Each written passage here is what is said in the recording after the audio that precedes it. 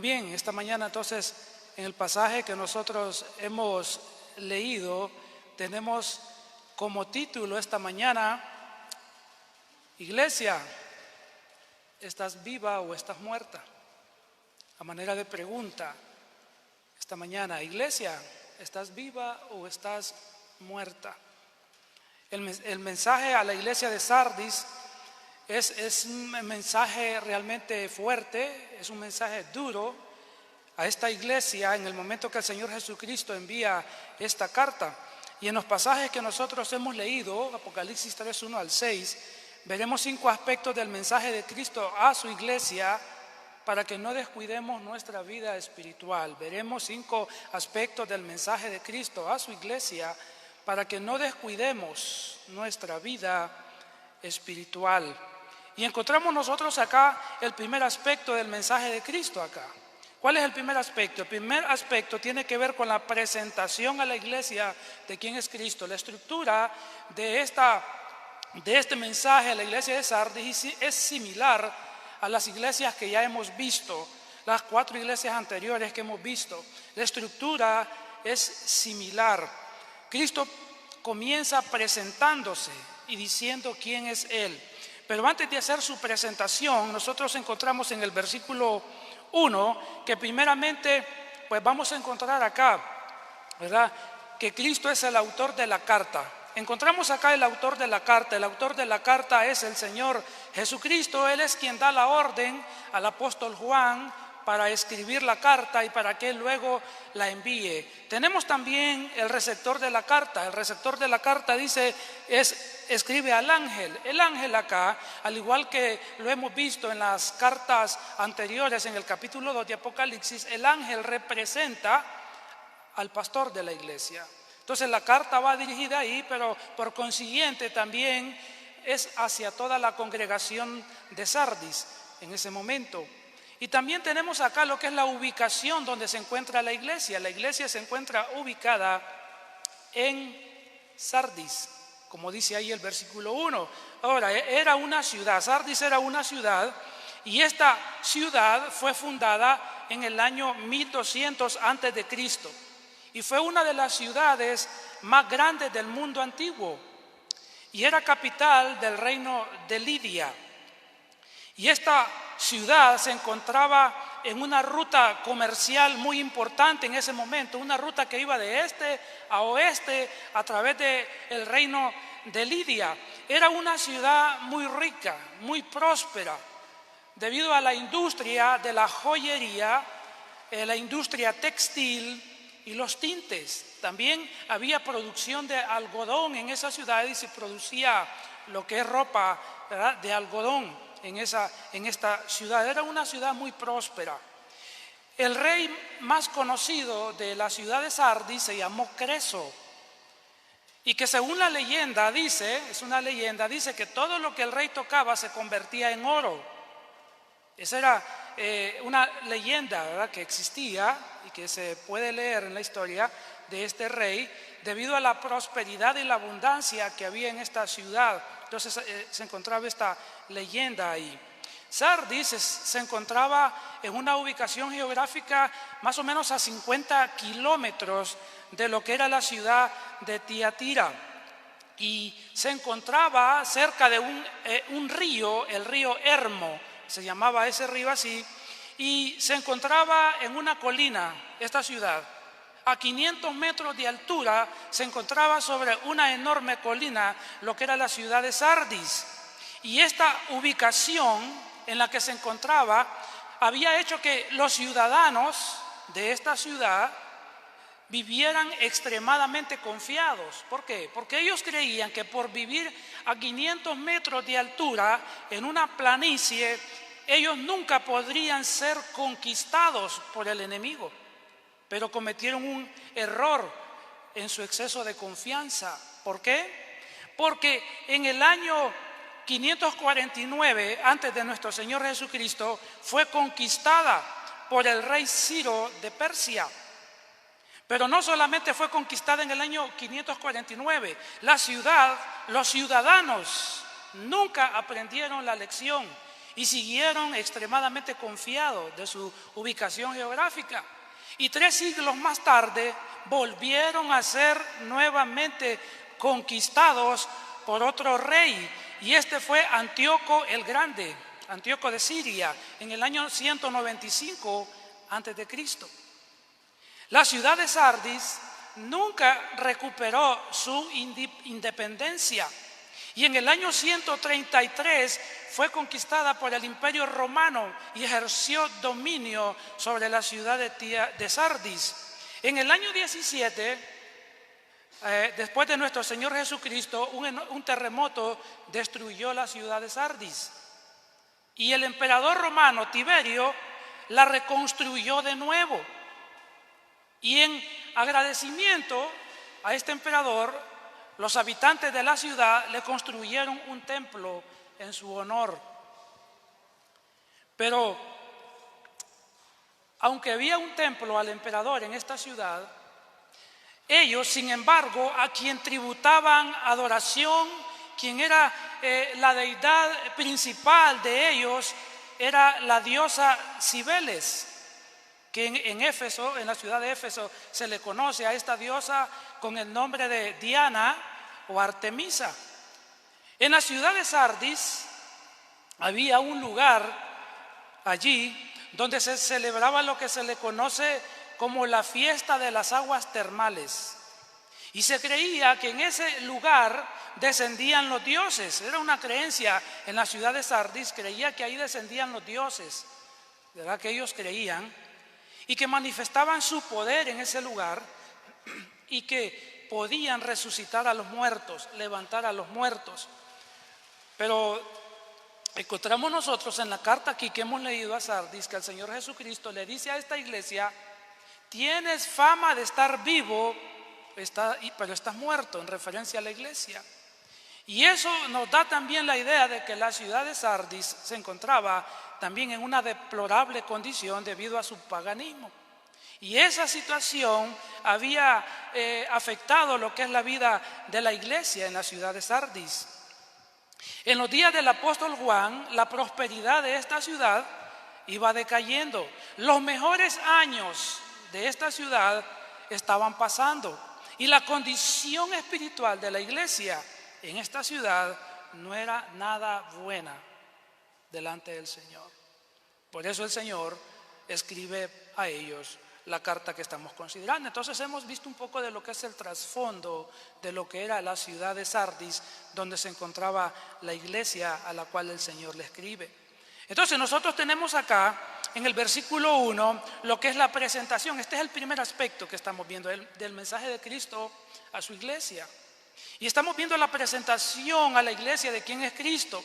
Y estamos viendo acá que Cristo, entonces, luego de decirnos a quién va la carta y dónde está ubicada la iglesia, se presenta a la iglesia.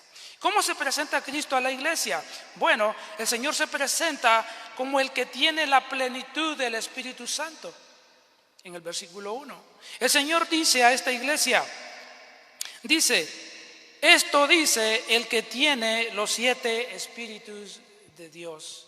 El Señor Jesucristo aquí se está presentando como el que tiene la plenitud del Espíritu Santo. Ahora, ¿qué se refiere acá? Bueno, el número 7 en la Escritura tiene significado de plenitud, perfección, y tiene la idea de algo completo. Y cuando Jesús se presenta acá como el que tiene los 7 espíritus de Dios, hermanos, aquí se está refiriendo a la persona del Espíritu Santo. A eso se está refiriendo Cristo cuando dice que tiene los 7 espíritus de Dios. Y esto está en referencia a Isaías capítulo 11, versículo 2, donde ahí hay 7 descripciones del Espíritu Santo. Y entonces acá Cristo lo que está presentando, hermanos, es que Él posee, en Él está, en Él habita la plenitud, la presencia total del Espíritu Santo. Es algo que está haciendo falta en la iglesia de Sardis. Está haciendo falta, hermanos, la manifestación, la presencia del Espíritu Santo. El Espíritu Santo es lo que da vida a la iglesia. El Espíritu Santo es la que vitaliza, la vida de la iglesia. El Espíritu Santo es el que controla, domina en la vida de la iglesia. Pero en la iglesia de Sardis hay un problema con eso. Por eso Cristo se está presentando acá como el que tiene los 7 espíritus de Dios. Jesús posee la plenitud del Espíritu Santo en su ser.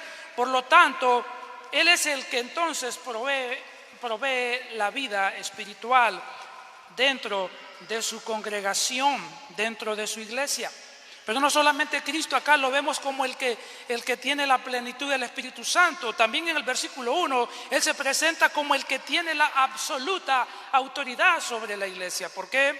Porque usted el versículo 1 sigue diciendo, no solamente dice el que tiene los 7 espíritus de Dios, sino también las 7 estrellas. Ahora, ¿qué representa las estrellas acá? Bueno, las estrellas representa a los pastores de las iglesias en ese momento. Simboliza ahí y representa a los pastores, como lo dice ahí Apocalipsis capítulo 1, observe usted en el versículo 20, que eso lo vimos cuando fuimos por el capítulo 1 estudiándolo. Dice en el capítulo 1 de Apocalipsis y el versículo 20, en el 16 primeramente dice, hablando de Jesucristo, en su mano derecha tenía 7 estrellas. Y luego en el versículo 20 está la interpretación. Esta es la explicación del misterio de las 7 estrellas que vistes en mi mano derecha y de los 7 candelabros de oro. Las 7 estrellas son los ángeles de las 7 iglesias y los 7 candelabros son las 7 iglesias.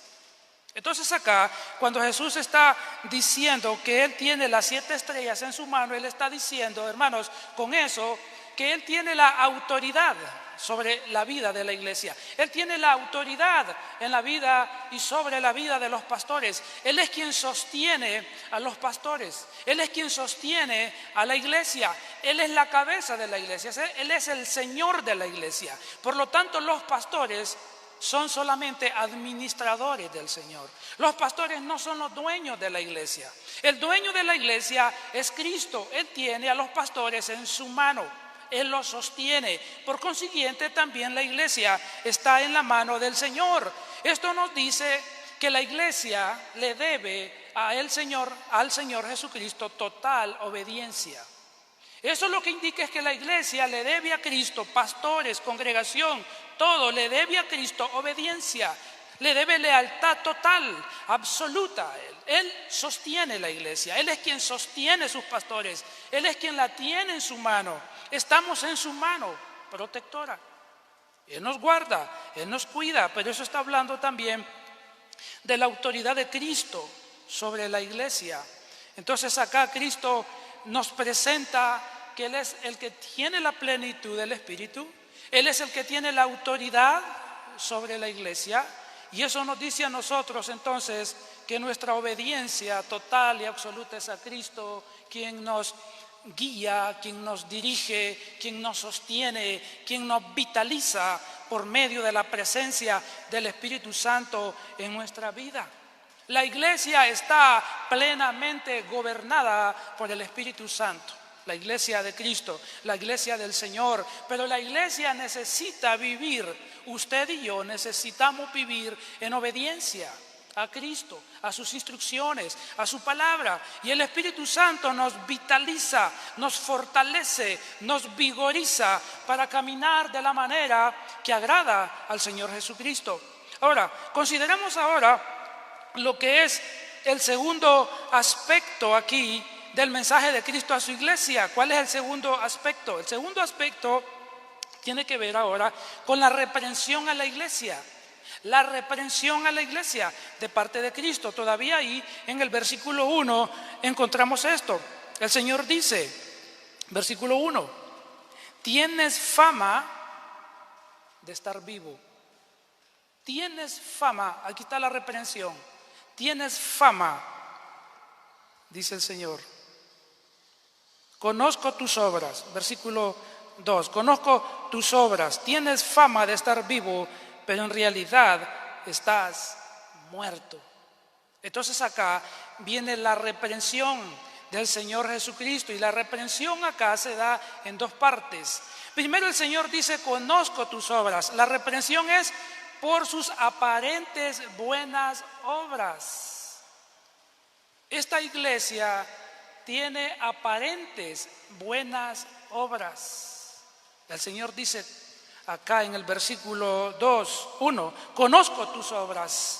Versículo 1, conozco tus obras, es decir, que Jesús conoce plenamente, a cabalidad, las obras de esta iglesia. Conoce todo lo que ellos hacen. Nada se escapa de su conocimiento.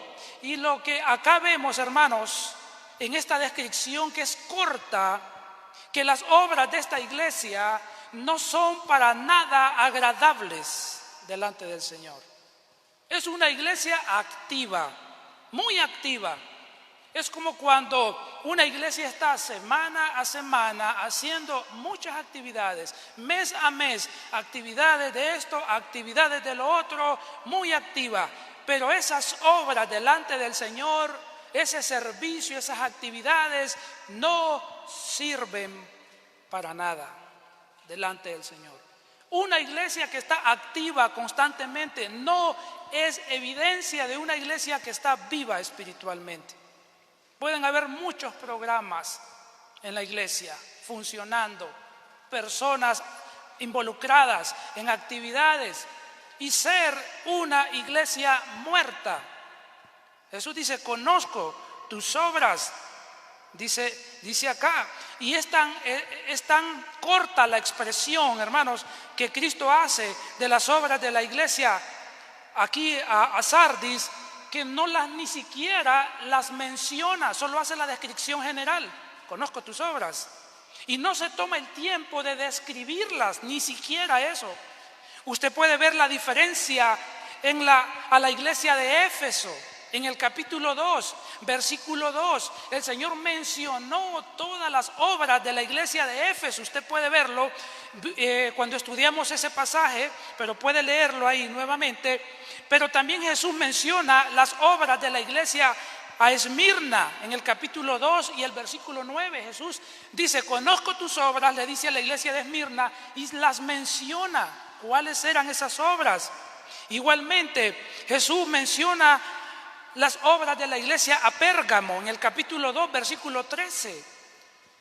Menciona las obras de la iglesia a Tiatira, capítulo 3, verso 19. Hermanos, pero a esta iglesia no las menciona, porque no son para nada agradables. Solo dice, conozco tus obras. Eres una iglesia activa, eres una iglesia involucrada en tantas cosas. Pero Jesús pasa bruscamente a la reprensión. Él les dice ahí, observe usted versículo 1, conozco tus obras.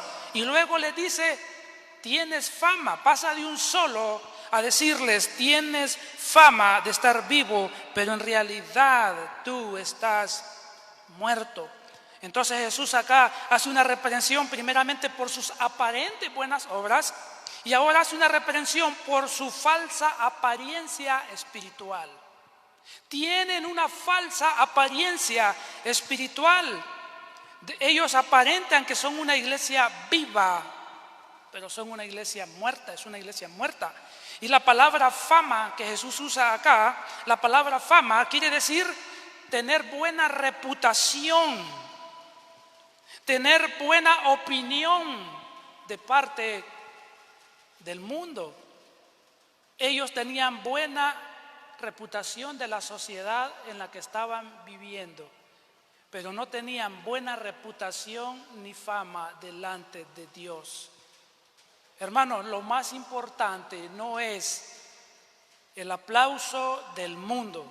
Lo más importante no es el reconocimiento de la gente sin Dios. Lo más importante es tener el reconocimiento de Dios, aunque no tengamos el reconocimiento del mundo. Ellos tenían el reconocimiento de la ciudad de donde estaban, pero sus obras eran desagradables ante los ojos de Dios. Hermanos, ¿podemos nosotros ser una iglesia una vez más con lleno de personas aquí. Cientos de personas venir, decenas de personas venir, pero ser una iglesia muerta. Podemos tener el mejor edificio, podemos tener las mejores sillas para sentarnos y sentirnos más cómodos, aire acondicionado, bonitas instalaciones, bonito equipo de sonido, un grupo musical ministrando, cantando, pero ser una iglesia muerta. Las muchas actividades no son evidencia de ser una iglesia viva. Jesús les dice a ellos: conozco tus obras, pero tienes fama de estar vivo y estás muerto. Cuando Jesús está diciendo acá que están muertos, indica que muchos en esa iglesia no eran verdaderos cristianos, que en esa iglesia muchos de los que estaban ahí no habían realmente nacido de nuevo, estaban muertos espiritualmente. Había mucha gente ahí, muchas actividades ahí, pero estaban muertos. Era como una iglesia de zombies, ¿verdad? Los zombies parecen que están vivos, pero están muertos. Nosotros no queremos ser eso, hermanos. No queremos parecer que estamos vivos, pero realmente estamos muertos espiritualmente. Y esa expresión muertos es lo que nosotros encontramos, por ejemplo, en el libro de Efesios capítulo 2, versículo 1, cuando el apóstol Pablo escribe y dice: en otro tiempo ustedes estaban muertos. Y luego en el versículo 5 de Efesios 2:5, desde el versículo 4 dice: pero Dios, que es rico en misericordia por su gran amor, dice, por nosotros nos dio vida, aun cuando estábamos muertos en pecados. Y Jesucristo le dice a esta iglesia: están muertos. Y es que vivir en el pecado, hermanos, es una evidencia de estar muerto espiritualmente. Si usted vive en el pecado y tiene un estilo de vida pecaminoso, usted solamente está dando evidencia que usted está muerto o está muerta espiritualmente, aunque camina, respira, piensa, come, duerme, estudia, va al trabajo y todo lo que usted haga, físicamente usted está vivo o está viva, pero espiritualmente está muerto o está muerta si su estilo de vida es el pecado. Y muchas personas por eso las vemos que tienen un estilo de vida pecaminoso, que tienen prácticas, es un estilo de vida que nos están diciendo que están muertos espirituales. Estos muertos espirituales necesitan escuchar el evangelio de las buenas nuevas. Necesitamos predicarles a Jesucristo y a este crucificado y resucitado para que puedan arrepentirse de sus pecados, poner su fe en Él y recibir vida, porque están muertos espiritualmente. Entonces el Señor les está diciendo a ellos que ellos están muertos. ¿Por qué? Porque hay pecado en la congregación. Hay pecado en la vida de ellos. Entonces nosotros necesitamos entender que una vida pecaminosa es una evidencia de estar muertos espiritualmente. Como lo dice Primera de Timoteo, observe usted, en el versículo, capítulo 5 y versículo 6. Primera Timoteo 5, 6, hablando de las viudas acá, dice el apóstol Pablo, dando instrucciones a Timoteo, le dice: en cambio la viuda que se entrega al placer ya está muerta en vida, porque la práctica del pecado es evidencia de estar muerto en vida. Así es que si usted vive en el pecado y es una práctica, un estilo de vida, usted está muerto, usted está muerta espiritualmente. Arrepiéntase de su pecado, ponga su fe en Cristo y usted recibirá vida de parte de Dios. Sus pecados serán perdonados y usted por primera vez vivirá espiritualmente y vivirá para siempre espiritualmente en Cristo Jesús. Ahora, consideremos acá el tercer aspecto del mensaje de Cristo a la iglesia. ¿Cuál es el tercer aspecto? El tercer aspecto tiene que ver con la exhortación a la iglesia de parte de Cristo, versículos 2 al 3. Y acá Jesús en el versículo 2 al 3 va a dar 5 órdenes, 5 mandamientos para salir de la condición de muerte espiritual. Entonces, en el versículo 2 encontramos 2 mandatos. Y vamos a ver acá cuál es la exhortación. La exhortación es rescatar lo que está por morir. Dice acá, versículo 2, dice, despierta, reaviva lo que aún es rescatable. Acá tenemos el primer mandato. El primer mandato es despierta. Despierta. Literalmente es sé vigilante. Sé vigilante. Cristo ordena aquí a esta iglesia en este momento a que estén siempre alerta, que no estén confiados espiritualmente, que no estén confiados como le pasó a la ciudad de Sardis. ¿Qué le pasó a la ciudad de Sardis? Que como vivían en una altura, recuerda, 500 metros de altura sobre una colina enorme, y creían que nadie podía conquistarlos y fueron conquistados, se confiaron. Jesús les dice a ellos, sean vigilantes, estén alerta, cuiden su vida espiritual. Hermanos, si usted no se mantiene alerta, si usted no se mantiene vigilante de su vida espiritual, usted va a caer en el pecado. Usted va a ser atrapado, va a ser seducido, va a ser conquistado y va a ser dominado por sus más bajas pasiones. Sea vigilante de su vida espiritual. Cuide su vida espiritual. Manténgase alerta. No permita el pecado en ninguna de sus formas, en ninguna de sus manifestaciones. Manténgase vigilante. Mire las áreas de su vida que usted ha descuidado y empiece a vigilarlas, a cuidarlas espiritualmente. Pero no solamente Jesús les dice a ellos que estén despiertos o vigilantes. El segundo mandato es reaviva. La palabra reaviva significa fortalecer, significa consolidar.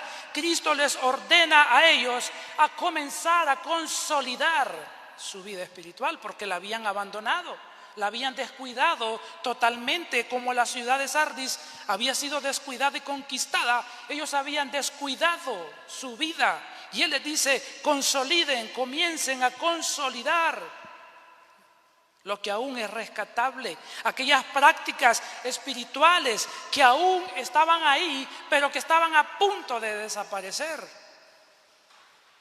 Y si ellos hacían esto, podrían surgir nuevamente espiritualmente. Entonces, nosotros de la misma manera, hermanos, necesitamos comenzar a consolidar lo que hemos descuidado. Hemos dejado de congregarnos, empiece por ahí. Hemos dejado de estudiar la Biblia, empiece nuevamente. Ha dejado de orar, comience nuevamente a orar. Reavive esas prácticas que están ahí, que todavía pueden ser recuperadas en su vida. Necesita usted recordar lo que el Señor nos dice en 1 Corintios 10:12. Así que el que piensa estar firme, mire que no caiga. Usted necesita ser vigilante, reavivar, cuidar su vida, porque si no, usted caerá en cualquier momento en el pecado. Y el Señor entonces acá les da estos mandatos a ellos. Y luego dice en el versículo 2, pues no he encontrado, porque el Señor le dice, despierta, reaviva. Bueno, Él dice, pues no he encontrado que tus obras sean perfectas delante de mi Dios. Por eso cuando Él dijo, conozco tus obras, no mencionó qué obras eran, porque acá Él dice, pues no he encontrado que tus obras sean perfectas delante de mi Dios. Dice acá el texto, esta es la razón entonces por las que deben reavivar, por las que deben ser vigilantes delante del Señor. Lo que acá significa, hermanos, es que aunque las obras que estaban haciendo eran reconocidas, eran alabadas, aplaudidas por la sociedad en la que vivían delante del Señor, esas obras no pasaban la prueba. Esas obras eran defectuosas, esas obras eran inaceptables delante de Dios. Y lo que nosotros tenemos acá, hermanos, es que así como Dios en el Antiguo Testamento, ¿qué exigía Dios en el Antiguo Testamento? Dios exigía en el Antiguo Testamento que cuando las personas ofrecían un sacrificio de animales para Él, los sacrificios debían ser sin defecto, los sacrificios debían ser perfectos delante de Él. Pues de la misma manera, en el Nuevo Testamento, que ya no se ofrece sacrificio de animales, porque el sacrificio perfecto es Jesucristo, pero Dios sí exige que nuestro servicio a Él, que nuestra adoración a Él, que lo que le damos a Él, nuestro tiempo, nuestra vida, hermano, sea lo mejor para Él. Que sea lo mejor para Él, que pueda ser del agrado de Él. Somos llamados entonces nosotros de la misma manera a ver, a analizar, a evaluar, ¿son mis obras aceptables delante de Dios o no? ¿Es mi servicio aceptable delante de Dios o no? Porque usted puede estar haciendo cosas dentro de la iglesia como servicio a la congregación, fuera de la iglesia, a las personas fuera de la iglesia que no conocen del Señor. Pero pregúntese, ¿son aceptables esas cosas que está haciendo delante de Dios o no? ¿O son inaceptables? ¿O Dios las rechaza totalmente? ¿Por qué? Porque muchas veces estamos en desobediencia a Dios. Estamos en pecado delante de Dios. Y creemos que nadie sabe. Quizás en la iglesia nadie sabe, no nos damos cuenta, pero Dios sí. Y era el caso de la iglesia de Sardis. Tenía una reputación en la sociedad, pero delante de Dios, Dios los conocía perfectamente en su interior. Porque la Escritura nos dice que Dios no observa lo externo, Dios mira el corazón. Así que cuando nosotros hacemos algo para el Señor, tenemos que asegurarnos que es con la actitud correcta, que no es para buscar el aplauso, que no es para buscar el reconocimiento, que no es para buscar fama, sino simplemente para agradar al Señor, para honrar al Señor, para glorificar al Señor y para la bendición de las personas. Que lo que estamos haciendo no está contaminado con el pecado, porque hay cosas que son buenas, pero las intenciones son malas. Necesitamos nosotros revisar a la luz de la Escritura y que el Espíritu Santo nos ayude, hermanos, a poder estar conscientes de que estamos vivos y no muertos, que lo que estamos haciendo agrada a Dios. Tenemos nosotros que evaluar nuestra vida individualmente y como congregación también. Ahora, acá no solamente entonces se nos dice que necesitamos nosotros rescatar, sino que también nos habla, aquí nos habla ahora de algo más, nos habla de recordar lo que se ha recibido. El versículo 3 dice, observe usted en su Biblia, el versículo 3 sigue diciendo el Señor Jesucristo a esta iglesia y dice, versículo 3, dice, así que recuerda lo que has recibido y oído. Ahora se nos está hablando de recordar lo recibido. Ahora aquí se nos va a dar otro mandamiento, otro mandato tenemos acá. El Señor dice, recuerda. Es otro mandato, es el tercer mandamiento, para salir de la muerte espiritual, de esa pérdida de espiritualidad. Recuerda, ¿qué significa acá? Recuerda, tiene la idea de traer continuamente el recuerdo a la mente. Continuamente recordar, no de vez en cuando, no, continuamente recuerda. ¿Y qué es lo que dice que hay que recordar? Lo que has recibido y lo que has oído. Y la pregunta es, ¿Qué es lo que se ha recibido? ¿Qué es lo que se ha oído? Que hay que recordarlo siempre. Hermanos, está hablando del Evangelio. Está hablando del mensaje de salvación. Está hablando de las enseñanzas de la Biblia. La iglesia de Sardis había recibido el mensaje de salvación. La iglesia de Sardis había recibido enseñanzas apostólicas. Para ese tiempo las cartas de los apóstoles ya circulaban en muchas iglesias, y el Señor entonces les dice: recuerda lo que has oído y lo que has recibido. Está hablando del Evangelio, del mensaje de vida eterna, y está hablando de las instrucciones que ellos ya conocían de la palabra de Dios. Y Él le dice: recuerda eso siempre, constantemente. Recuerda lo que has oído, recuerda lo que has recibido. La pregunta para nosotros hoy, hermanos, es: ¿qué es lo que hemos nosotros oído? ¿Qué es lo que nosotros hemos recibido? ¿Acaso no es lo mismo, el mismo mensaje de salvación, de vida eterna? ¿Acaso nosotros no hemos recibido también la palabra del Señor y la tenemos en nuestras manos esta mañana? ¿Acaso no recibimos semana a semana la palabra de Dios desde este lugar? Hermano, ¿quiere usted agradar al Señor? ¿Quiere usted, hermanos, honrar a Dios? ¿Quiere usted glorificar a Dios? ¿Quiere usted tener a Dios alegre y contento? Recuerde lo que ha oído. Recuerde lo que ha recibido. Recuerde la palabra de Dios. Recuérdela siempre, constantemente, continuamente. Haga eso cada semana. Haga eso, recuerde la palabra de Dios, medite la palabra de Dios, lea la palabra de Dios, memorice la palabra de Dios.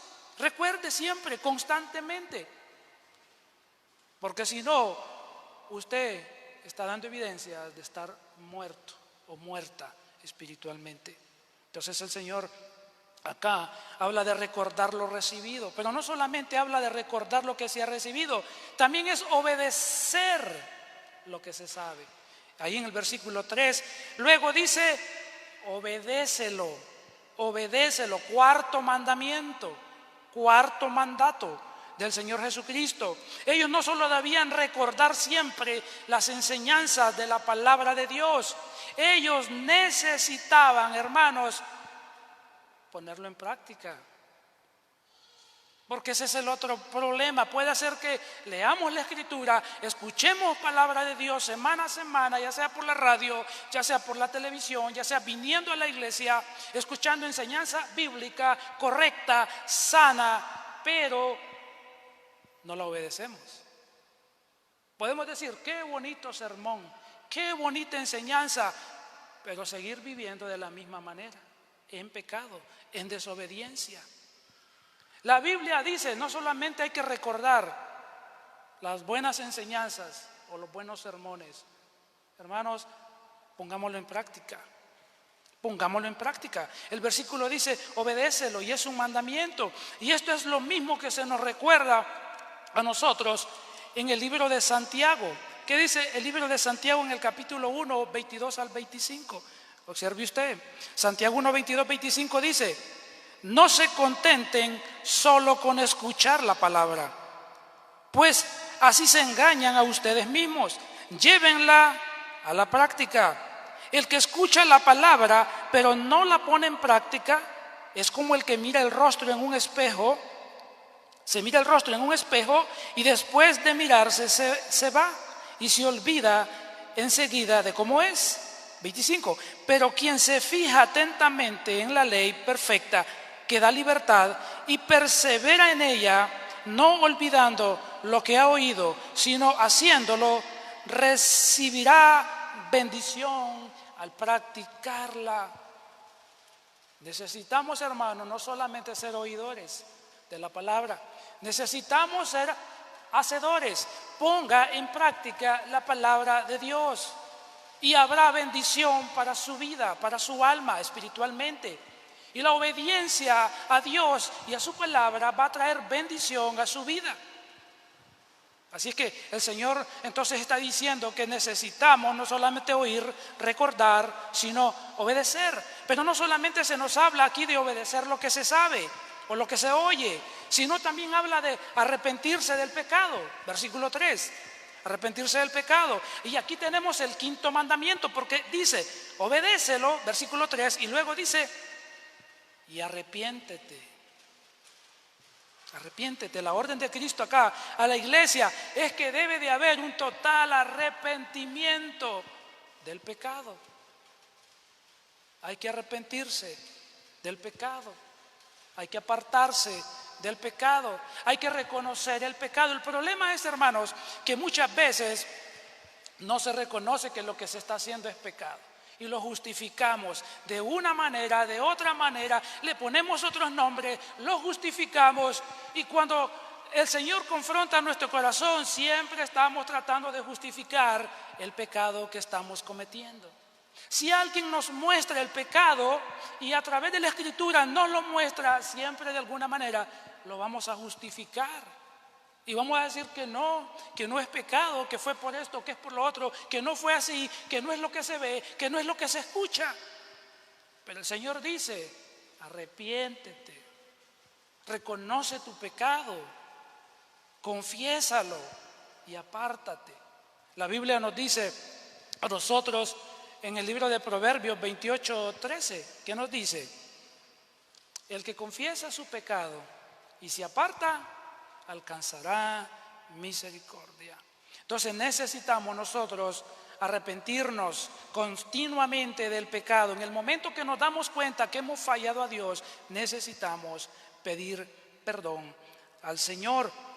Y luego entonces nosotros encontramos aquí que se nos sigue diciendo lo siguiente. No solamente se nos habla del arrepentimiento, hay una advertencia: si no te mantienes despierto, cuando menos lo esperes, caeré sobre ti como un ladrón. Aquí está la advertencia, aquí está la sentencia. El Señor dice acá, si no obedeces mis órdenes, si no obedeces lo que te acabo de decir, aquí está la paciencia, la misericordia y la justicia de Dios también manifestada. Él dice, Él vendrá como ladrón. Esto es una comparación que el Señor está haciendo. Es una comparación, lo que significa es que el Señor vendrá sin previo aviso. Si Dios ya le advirtió del pecado y le dice, arrepiéntete, confiésalo, apártate, y el Señor le ha dado tiempo, ¿sabe? Debe saber algo. Cualquier momento, cuando usted menos espere, el juicio de Dios le va a caer encima.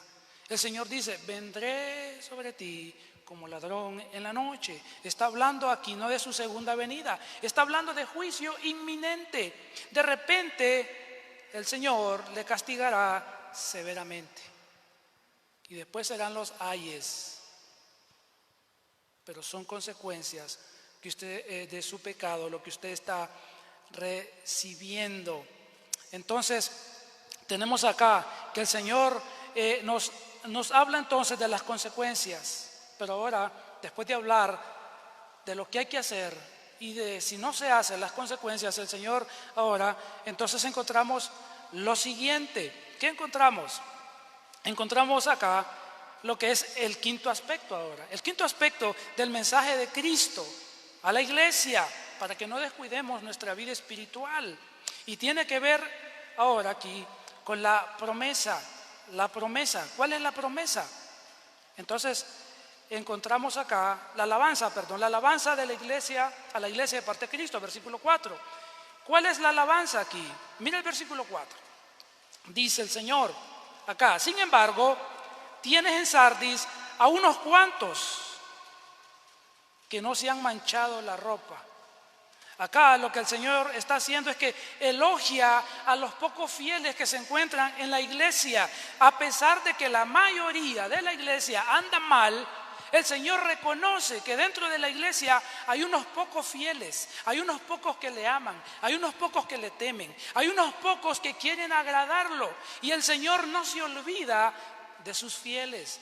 Y acá lo vemos en este versículo 4. El Señor dice, sin embargo, tienes en Sardis a unos cuantos que no se han manchado la ropa. Literalmente acá dice lo siguiente, literalmente es así. Tienes en Sardis unos pocos nombres. Eso es literalmente lo que dice el texto. Literalmente, tiene en Sardis unos pocos nombres. ¿Qué quiere decir? Lo que quiere decir es que el Señor conoce por nombre a cada uno de los que son fieles. Literalmente es: el Señor conoce los nombres. El Señor conoce de este grupo de que estamos esta mañana acá, cuál de nosotros, quién de nosotros o alguno de nosotros somos fieles a Él. Y no manchamos nuestra vida con el pecado. Y sabe quiénes no son de Él esta mañana. Podemos estar en la lista de membresía y no estar en la lista del cielo. El Señor conoce los suyos, el Señor conoce los que son realmente fieles a Él. Entonces, las ropas acá no manchadas representa no contaminarse con el pecado. En toda iglesia existe un grupo de personas que ama a Dios, que teme a Dios, que busca a Dios, que quiere agradar a Dios. En toda iglesia hay un remanente, un grupo, ya sea pequeño o grande, pero hay personas en toda congregación que ama a Dios y que teme a Dios. Aunque el resto ande mal y ande dando mal testimonio, siempre habrá un grupo de personas temerosas del Señor en cada congregación. Y el Señor le dice a ellos, versículo 4: ellos, por ser dignos, andarán conmigo vestidos de blanco. Entonces el Señor acá hace una promesa a ellos y dice que ellos son dignos. Los llama de dignos. ¿Por qué? Porque se guardan en pureza, en santidad, en fidelidad, en lealtad al Señor Jesucristo. El Señor los llama dignos y a esto les promete que andarán vestiduras blancas en el día final. Como Cristo está vestido con ropas blancas, ellos también. Ahora, ¿qué representa la ropa blanca?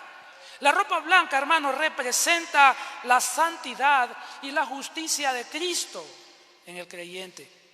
Representa santidad y representa justicia, la justicia de Cristo en la vida de estos creyentes. La santidad y la justicia de Cristo estará en ellos por siempre.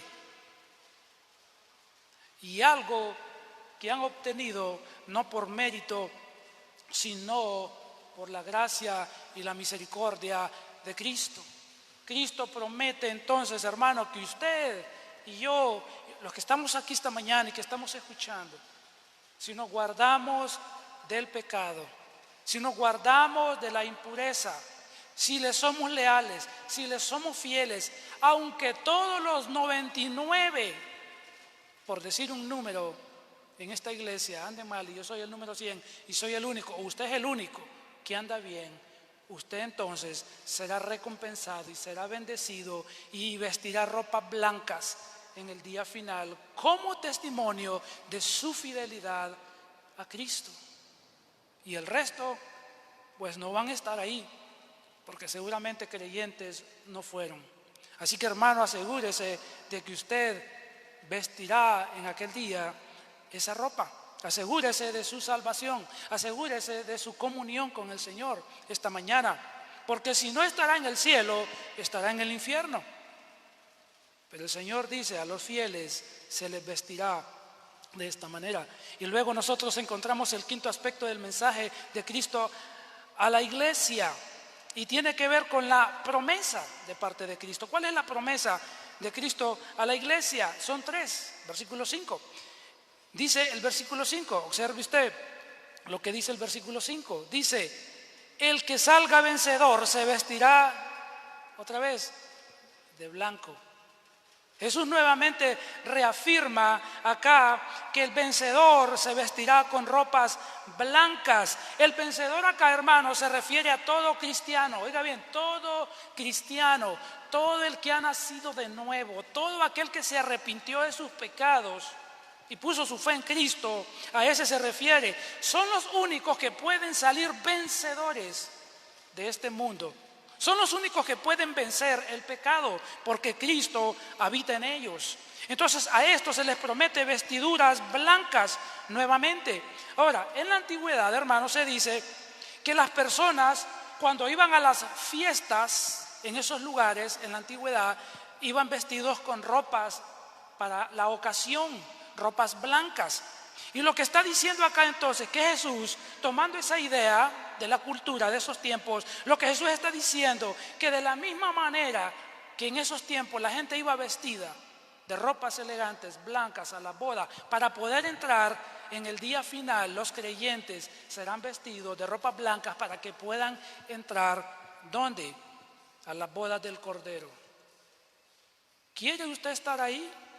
¿Quiere usted participar de la boda del Cordero en el día final? Hermano, asegúrese de que Cristo es su Señor. Asegúrese de que Cristo es su Salvador. La Biblia dice aquí en Apocalipsis, observe usted, capítulo 19, y en el versículo 7, Apocalipsis 19, 7, dice al 8, alegrémonos y regocijémonos y démosle gloria. Ya ha llegado el día de las bodas del Cordero. Su novia, hablando de la iglesia, se ha preparado y se le ha concedido vestirse de lino fino, limpio y resplandeciente. Así es que el creyente, el vencedor, en el día final será vestido de ropas blancas para participar de la boda del Cordero. La segunda promesa tiene que ver que al vencedor no se le borrará su nombre del libro de la vida. ¿Qué representa eso? Bueno, en la antigüedad, cuando una persona moría, en esas culturas antiguas, cuando moría la persona, ¿qué sucedía? Su nombre era borrado de los registros. Una vez muerta la persona, su nombre era borrado y esa persona era como que nunca hubiese existido. Era borrado de las memorias, Y Jesús está diciendo acá, hermanos, que al vencedor su nombre no será borrado del libro de la vida. Lo que Jesús entonces está diciendo acá, hermanos, que los vencedores tendrán su nombre permanentemente por toda la eternidad en el libro de la vida. Significa que ellos nunca morirán, significa que ellos tendrán vida eterna por siempre. Esto está hablando de certeza de salvación. Algunos usan este versículo y dicen, la salvación se pierde porque en Apocalipsis 3, versículo 5 dice que el Señor no borrará el nombre. Hermano, eso es una afirmación, es una promesa, que todo aquel que ha nacido de nuevo tiene su nombre, ¿dónde? Escrito en el libro de la vida.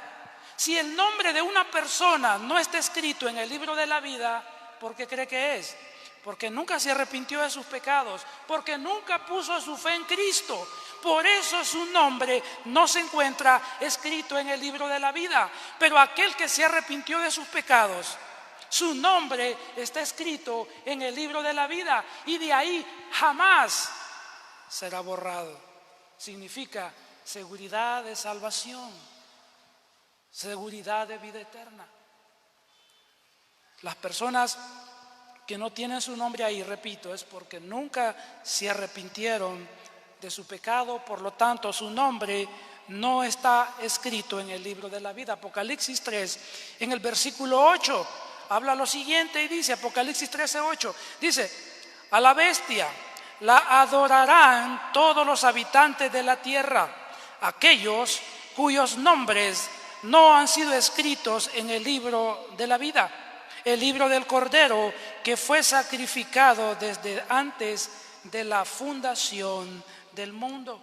Apocalipsis 20, versículo 15, nos dice así, nos dice Apocalipsis 20:15, aquel cuyo nombre no está escrito en el libro de la vida fue arrojado al lago de fuego. Si usted se ha arrepentido de sus pecados, usted no será arrojado al lago de fuego. Su nombre está en el libro de la vida. Su nombre jamás será borrado de ahí. Y si no está ahí en el día final, no es porque Cristo lo borró, es que usted nunca, quizás nunca, posiblemente se arrepintió de sus pecados. Entonces esta es la segunda promesa. Tercer promesa, al vencedor se le reconocerá ante Dios. El versículo de Apocalipsis capítulo 3 y el versículo 5 sigue diciendo acá, dice, sino que reconoceré su nombre delante de mi Padre y delante de sus ángeles. Tercer promesa que tenemos acá. Y Jesús entonces está diciendo acá que en el día final, cuando estemos delante del Padre, Jesús, hermanos, nos llamará por nuestro nombre. Jesús reconocerá que somos suyos, que somos de Él, que le pertenecemos. En Mateo 10:32, Jesús dijo que todo aquel que le confesare delante de los hombres, Él le confesaría delante del Padre que está en los cielos. Y todo aquel que le negara o le niegue delante de los hombres, Él también le negará en aquel día delante del Padre celestial. Hermanos, necesitamos permanecer con la ayuda del Señor fieles a Cristo. ¿Quiere usted que el Señor en el día final delante del Padre le reconozca y diga, Padre, ella es una de las mías, Él es uno de los míos? ¿Quiere usted eso? Bueno, asegúrese de que su nombre esté escrito en el libro de la vida. Asegúrese de que usted es creyente. Si usted tiene la facilidad de negar a Cristo, usted no es creyente. Usted no ha nacido de nuevo. Usted no le ha conocido. Pero si usted tiene el valor de confesar a Cristo ante sus amigos, su familia, sus vecinos, aunque se burlen de usted, aunque le cueste lo que le cueste, y usted está dispuesto a eso, usted ha nacido de nuevo. Usted no tiene la fuerza para negar a Cristo y para negar que usted es un creyente que ama a Cristo y que es fiel a Cristo.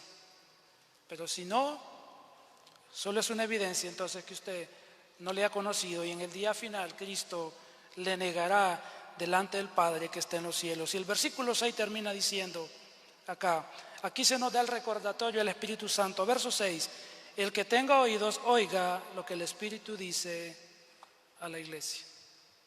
Entonces esta mañana hemos escuchado la voz de Cristo hablándonos a través de Apocalipsis 3, 1 al 6. Hemos escuchado también la reafirmación del Espíritu Santo. Si usted vino esta mañana, yo le pregunto, ¿a qué vino? ¿A qué vino esta mañana? ¿Vino a oír o a qué vino?